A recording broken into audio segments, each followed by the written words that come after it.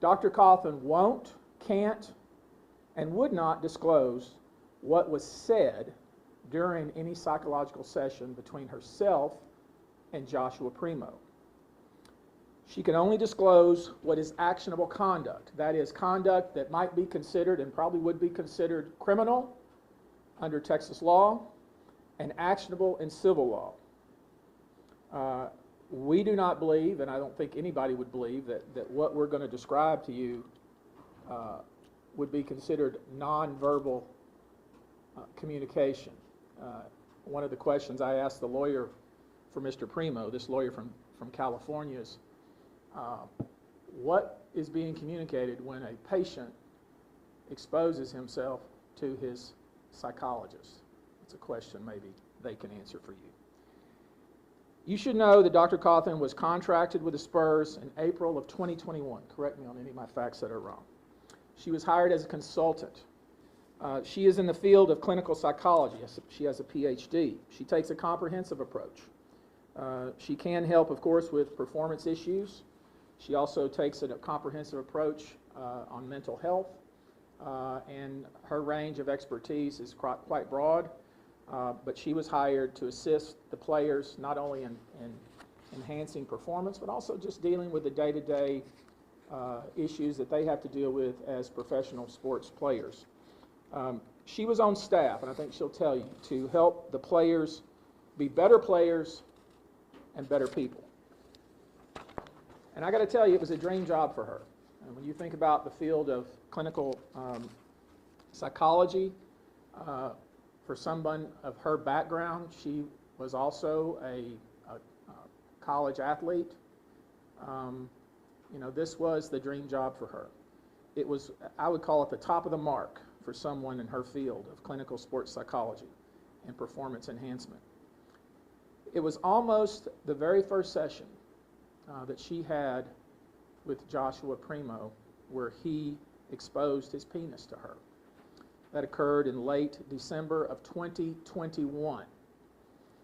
She immediately raised that issue with the general manager of the Spurs organization in January 2022. It took a long time for her to get a meeting with him. He postponed the meeting multiple times. From her point of view, it seemed to be that they weren't taking it seriously or it didn't matter to them.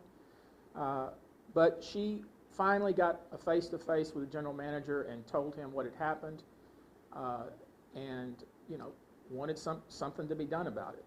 Instead of something being done about it, what instead happened was they continued to call upon her to have sessions with Mr. Primo and, of course, the other athletes. She did not want to lose this job.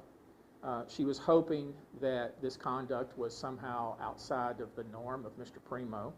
She was hoping it was a one-time thing, if you will, but unfortunately the conduct continued to occur and, in fact, escalated.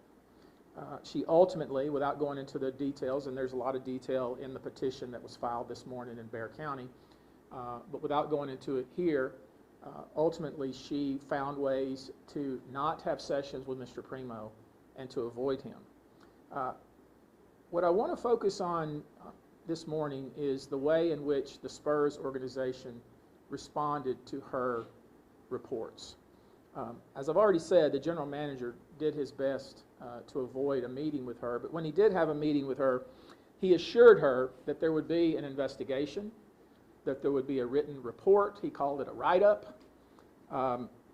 He assured her that Primo would be, the issue would be addressed with him, that he would be counseled, the conduct specifically would be addressed, and that there would be consequences. None of that occurred. In fact, his conduct wasn't restricted in any way. Instead, what happened was Dr. Cawthon's activities were restricted. At one point, she was told, you can just work from home. At another point, she was told, you don't need to come to the facilities anymore. Just work from home. And it's okay if you don't come to the facilities. In multiple meetings with the Assistant General Counsel and the head of Human Resources for the Spurs organization, at one point they told her, which is ridiculous on its face, but they told her they wanted to do what they called a facilitated discussion with Dr. Coffin and Joshua Primo so they could figure out what it was that was compelling him to expose himself to her. They told her that they intended to make changes, repeatedly. Almost every meeting they told her that there's going to be something done. Nothing was done, of course.